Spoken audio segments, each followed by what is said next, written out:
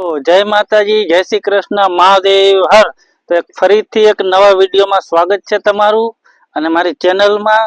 તો આજે આપણે આવ્યા છે એક એવી ઐતિહાસિક જગ્યાએ કે જે કૃષ્ણ ભગવાનના વખતની છે, કે કૃષ્ણ ભગવાને જ બનાવેલું છે અને શંકર ભગવાનની સ્થાપના એને જ કરેલી છે. તો વિડીયોમાં બન્યા રહેજો. તો હવે તમને મહાદેવના દર્શન કરાવીએ અને આપણે એક મધુવંતી નદી છે એનો પણ ઇતિહાસ છે. એ તમને વિડીયોમાં આગળ બધું તમને જાણકારી મળી જશે અને આ જગ્યાની માહિતી પણ મળી જશે અને એનો ઇતિહાસ પણ મળી જશે. એટલે વિડીયોમાં બન્યા રહેજો અને વિડીયો ગમે તો વિડીયોને લાઈક, શેર અને ચેનલને સબસ્ક્રાઇબ કરી દેજો. તો જો આવી રીતે કંઈક જગ્યા છે અને અહીંયા આવવા માટે આશરે મેંદરડાથી 3 કિલોમીટર થાય. મેંદરડાથી તમે લીલિયા રોડ આવે છે, લીલિયા રોડ ઉપર ચડી જાવ ને એટલે આ જગ્યા આવશે. રોડ ને કાંઠે જ છે.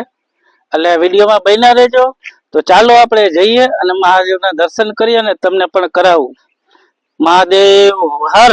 મંદિરની આવતાની સાથે જ એક સરસ મજાનું જો વૃક્ષ છે, વડવાઈ, અને આ ખાસ નોંધ લેજો. અહીંયા આવું તો જોઈ ગયા તમે. આવતાની સાથે જ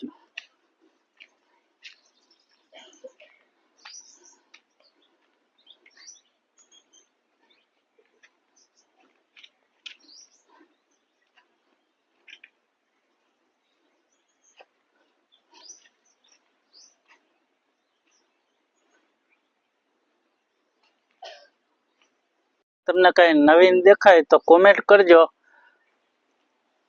આ વડલો ને પીપરો બે સાથે છે. જો વડલો ને પીપરો આપણે અહીંથી મંદિરના પરિસરમાં આવતાની સાથે જ તમને વડલો અને પીપળો બંને સાથે દેખાય છે.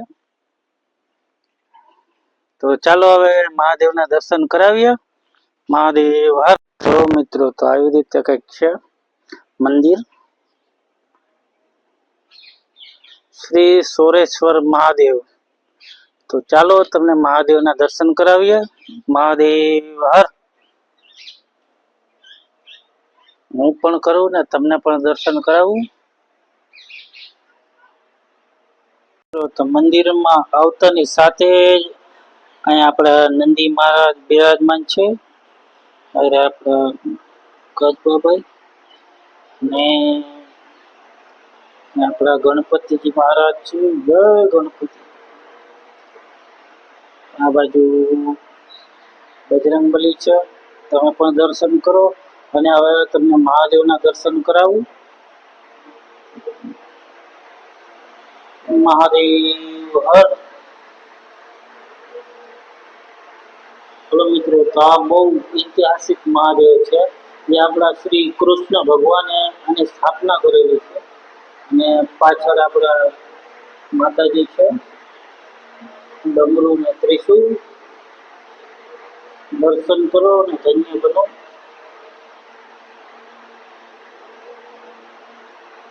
મહાદેવ હર.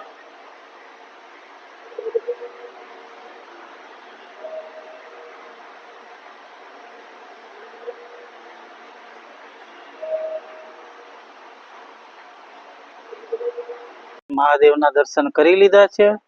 તો હવે અહીંના જે સંત મહાન જે તેની સમાધિ છે એના પર તમને દર્શન કરાવું. અને એ પેલા આપણે માતાજી છે જે ગાયત્રી માં છે એના તમને દર્શન કરાવું. તો વિડીયોમાં બન્યા રહેજો. વિડીયો ગમે તો લાઈક, શેર અને ચેનલને સબસ્ક્રાઇબ કરી દેજો. તો ચાલો હવે ગાયત્રી માના દર્શન કરાવું. તમે દર્શન કરો.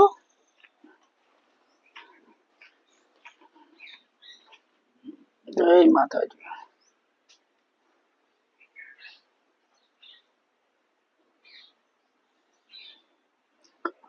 અહીંયા આપણે ગાયત્રીમાં બિરાજમાન છે. તમે પર દર્શન કરો.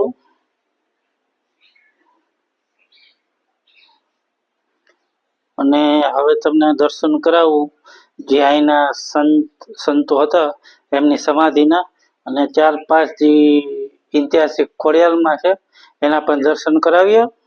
તો વિડીયોમાં બન્યા રહેજો.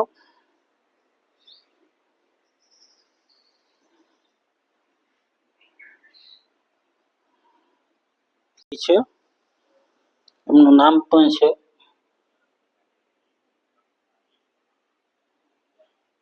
તમે પણ દર્શન કરો. ત્યારબાદ આપણે બીજા મહંત છે, એની પણ સમાધિ છે. એમનું નામ છે મહંત શ્રી સેવાગીરી બાપુ. તમે દર્શન કરો ને હું કરું.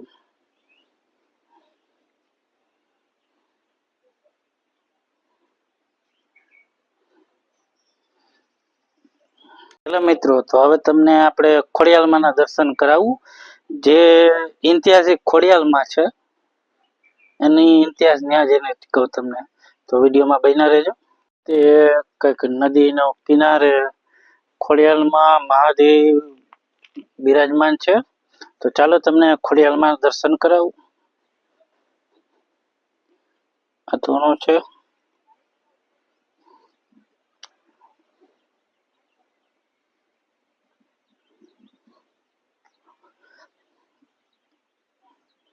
જય ખોડિયાલમાં. તો મિત્રો, આ ખોડિયાલમાંનો કંઈક ઇતિહાસ છે કે જ્યારે આ મંદિર બન્યું ત્યારે આ શિલા બહુ નાની હતી, અને પછી ત્યાર પછી આ બહુ શિલા એની આપમેળે જ વધતી જાય છે, એવો ઇતિહાસ છે આનો. દર્શન કરો તમે અને હું પણ કરું.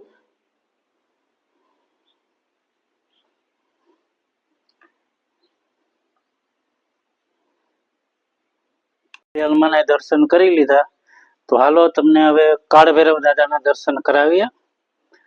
એ પેલા નજારો જો.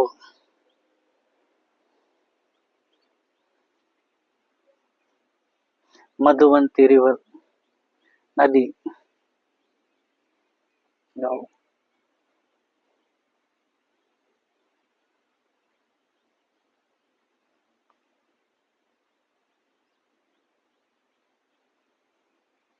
અત્યારે તો ખાલી છે, થોડુંક જ પાણી છે. ચોમાસામાં બહુ મજા આવે.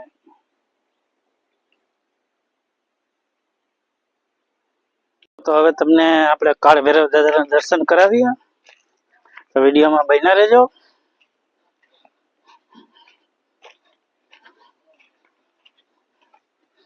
જય કાળ ભૈરવ દાદા. આદેશ આદેશ આદેશ.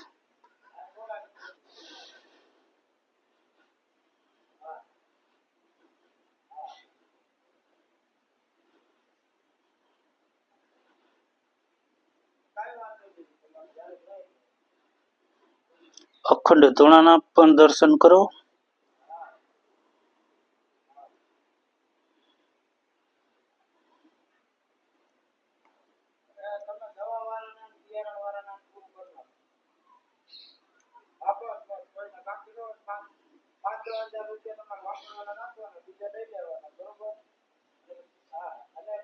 તો અહીંયા બાપુની એક નાની એવી ગૌશાળા પણ છે. બાપુ બહુ સેવાભાવી છે. જે આપણા હનુમાનગીરી બાપુ છે, જોઈ લો કેવી મજાની આપણી જે ગાય માતા કહેવાય છે. જો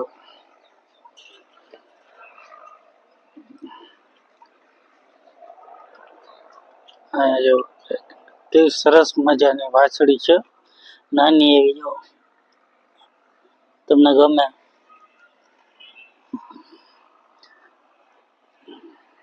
હાલો હવે આપણે બાપુ સાથે વાત કરીએ. બાપુના મુખેથી આ જગ્યા વિશે થોડોક ઇતિહાસ બતાવે બાપુ તમને કહે.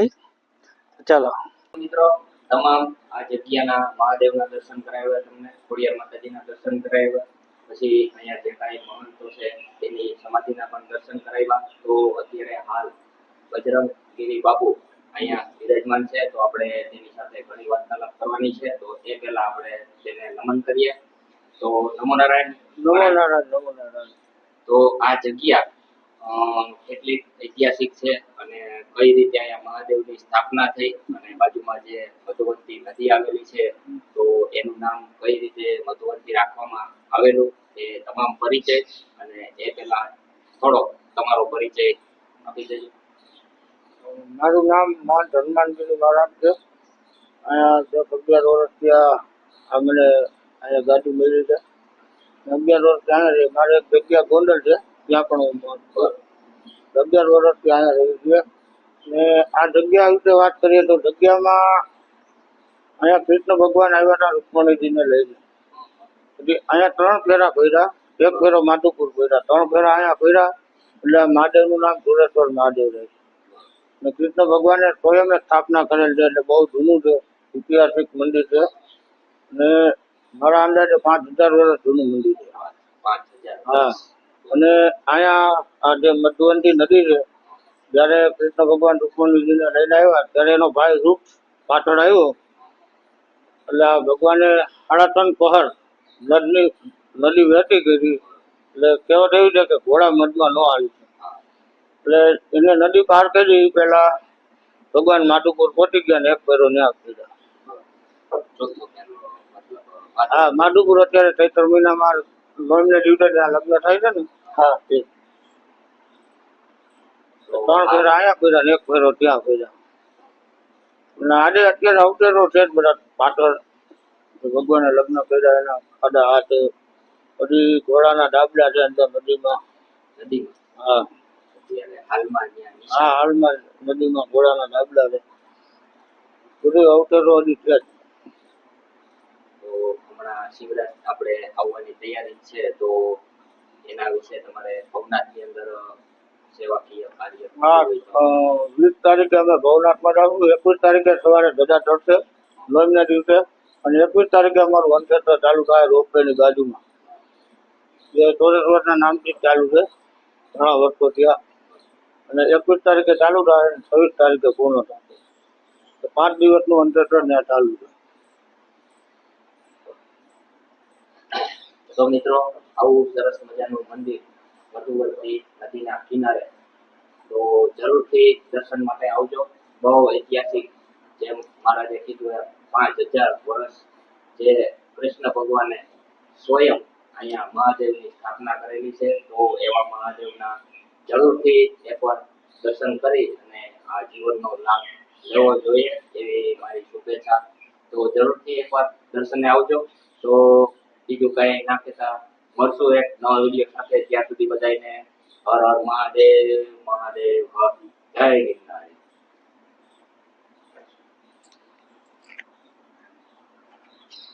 ભૂલાઈ ગયું. શું ભૂલાઈ ગયું? કાકાના દર્શન કરાવવા. વચમાં નાખી દીધું.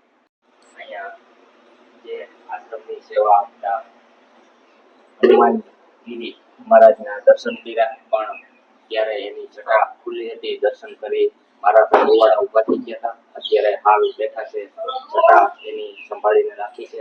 તો મહારાજને હું પ્રાર્થના કરીશ કે દર્શક મિત્રોને પણ તેમની જટાના દર્શન કરાવે અને એ પણ લાભ લઈ શકે.